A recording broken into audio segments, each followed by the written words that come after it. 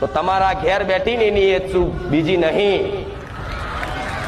એજ શું, ભલે સોલંકી કુળમાં પૂજાતી, પણ તમારા ઘેર મેરડી બેઠી હશે ને એની એજ મેરડી શું. તમારા ઘેર ચામુંડા બેઠી હશે ને તો મને માતાના ચામુંડા સમજી લો તોય ભલે.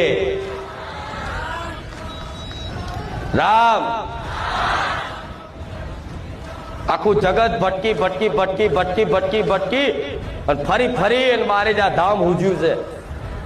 કોકના કહેવાથી આયા છું, વિડીયો જોઈને આયા છું કે લાવો કેવું છે જઈએ.